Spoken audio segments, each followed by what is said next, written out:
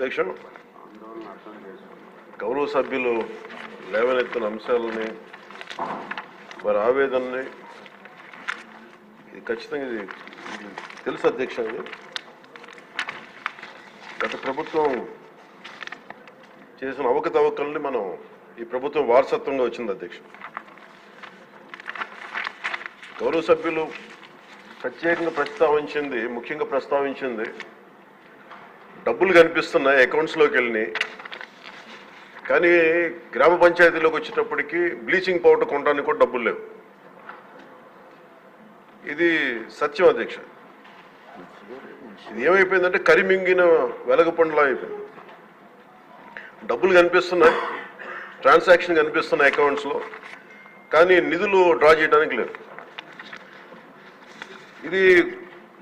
దీని మీద ప్రత్యేకించి ఇది ఒక క్వశ్చన్ వల్ల కాదు అధ్యక్ష. దీని మీద గౌరవ సభ్యులందరికీ కూడా నేను తెలియజేసుకునేది, దీని మీద ప్రత్యేకించి ఒక 4-5 గంటల సెషన్ జరగాలి అధ్యక్ష.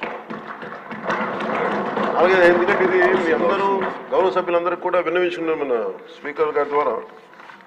ఇది చాలా లోతుగా అధ్యయనం జరగాలి. దీని మీద ఖచ్చితంగా ఒక వైట్ పేపర్ కూడా తీసుకురావాలని మనస్ఫూర్తిగా కోరుకున్నాం. ఆ ప్రయత్నంలో ఉన్నాం అదే గౌరవ సభ్యులందరూ తెలియజేస్తున్నాం అధ్యక్షుల ద్వారా.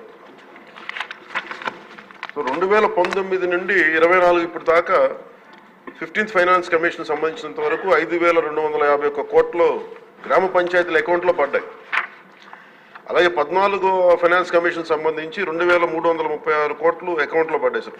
టోటల్గా 7,587 కోట్లు పడ్డాయి. కానీ అందులో 2,285 కోట్లు కరెంటు ఛార్జీల కొరకు ఏపీ డిస్కామ్ వారికి ఆర్థిక శాఖ పంపించేసింది. దీనికి గౌరవ సభ్యులు అడిగారు, దీనికి ఎవరు అనుమతి తీసుకున్నారని. ఎవరు అనుమతి తీసుకోలేదు, వాళ్ళ ఇష్టారాజ్యం, వాళ్ళు తీసేసుకున్నారు. అడిగేవాళ్ళు ఎవరు లేరు, సో వాళ్ళు తీసేసుకున్నారు. ఇది నేను రివ్యూలు చేస్తా ఉంటే అసలు ఇంకా మీరు అడుగుతున్నాయి చాలా తక్కువ. నాకు లోపల నుంచి ఒక చీమల దండులో వస్తున్నాయి సందేహాలు. సో మా అధికారులు అలసిపోతా ఉన్నారు. అందువల్ల మీకు జస్ట్ ఇది అందుకు నేను అడుగుతానంటే ఒక ప్రత్యేకంగా గౌరవ ముఖ్యమంత్రి గారికి కూడా నేను మీ ద్వారా తెలియజేసుకున్నాను అధ్యక్ష. దీని మీద ఒక స్పెషల్ పంచాయతీరాజ్ అవకతవకల మీద ప్రత్యేకమైన సెషన్ జరగాలి అధ్యక్ష దీని మీద. అలాగే ఇంకా 696 కోట్ల రూపాయలని విడుదల చేయాలి అధ్యక్ష. ఇంకా అది కూడా ఇంకా ఫైనాన్స్ డిపార్ట్మెంట్ దగ్గర ఉంది అధ్యక్ష. అలాగే రవికుమార్ గారు అడిగిన ఇంకొక ప్రశ్న అధ్యక్ష, ఈ పాపులేషన్ ప్రకారం కేటాయించాలి కదా అంటే కేంద్రం వ్యత్యాసాల గురించి అడిగారు అధ్యక్ష. కేంద్రం కేటాయించిన నిధులు ప్రతి సంవత్సరానికి మారుతూ ఉంటాయి అధ్యక్ష. తదనుగుణంగా నిధుల కేటాయింపులు కూడా జరిగాయి. నిధులు విడుదల కాబట్టి అధ్యక్ష దీంట్లో ఇంకా సంతృప్తికరంగా ఉండకపోవచ్చు సమాధానం. Will take it into consideration sir. Will give a detail answer in fourth coming session sir. అలాగే మనకి పంచాయతీల నిధులు పర్ క్యాపిటా గ్రాంట్ కానీ, స్టాంప్ డ్యూటీ కానీ, సెనరై ఛార్జెస్ కానీ, వీటికి కూడా నిధులపై కూడా సమీక్షించి చాలా రావాల్సిన అధ్యక్ష పంచాయతీలకి దానికి ఎలా రావాలి, ఏం చేయాలి, విడుదల జరిగేటట్లు విల్ ఇనిషియేట్ ద యాక్షన్ అధ్యక్ష. అలాగే ముఖ్యంగా ఈ వాటర్ బాండ్ ఈ వ్యాధులన్నీ వస్తున్నాయి నీటి ద్వారా, దీనికి స్పెషల్ డ్రైవ్ కండక్ట్ చేస్తాం అధ్యక్ష. విల్ టేక్ ఇట్ ఫార్వర్డ్ అధ్యక్ష. సో ముఖ్యంగా నిన్న గౌరవ సభ్యుల దృష్టికి తీసుకొస్తున్నాను అధ్యక్ష.